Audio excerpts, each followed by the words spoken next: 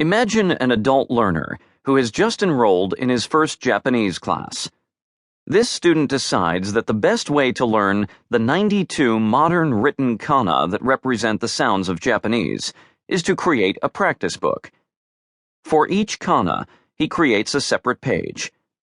At the top of the page, he affixes a picture of the kana with a diagram showing the stroke order. The rest of the page contains uniform blank squares for writing practice.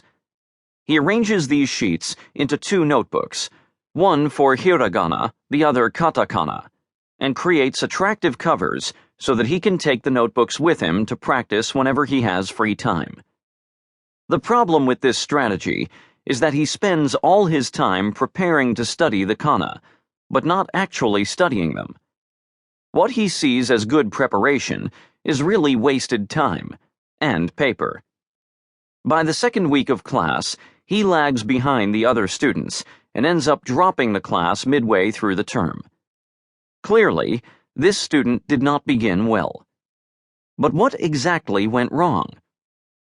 When it comes to studying a foreign language, beginning well doesn't start on the first day of class or the first day in a foreign country. It starts with the decision to study the language. If this decision is not entered into wisely, the actual study of the language will be surprisingly difficult. Faulty decision-making can cause students to question their abilities, which then leads to decreased motivation and consequently more struggling with the language. Such a downward spiral culminates in disappointment and disillusionment. Because cognitive scientists study how people make decisions, their research in this area can help with the decision on where, when, and how to study a foreign language. That is the best way to begin well. Although some people make decisions by adding up perceived pros and cons in a loosely mathematical way, that approach doesn't work with complex decisions, such as whether to start or restart studying a foreign language. As in most of life, when it comes to these kinds of decisions, there is no precise formula to guide us. Decisions on complex issues like studying a foreign language must be approached flexibly, because these decisions are invariably made in the absence of complete information. One reason for disappointment with foreign language learning is that the decision is often made without a realistic appraisal of what it will take to succeed, or without even knowing how to define success.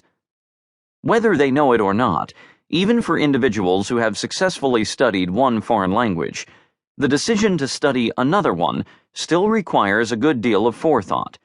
But it is possible to master a super hard language like Chinese, but not a world language like French. It happens more often than you'd expect. Whenever people make decisions, big or small, in the face of such uncertainty, they rely on cognitive strategies called heuristics. These mental shortcuts, or rules of thumb, are good enough strategies that can be resorted to when a decision must be made in the face of unknown and unknowable information, which is most of the time. And often enough, using heuristics to make a decision is a smart option. One very useful heuristic strategy is called the availability heuristic, which states that the more quickly and easily examples of a phenomenon can be generated mentally, the more common that phenomenon is likely to be. Let's try it.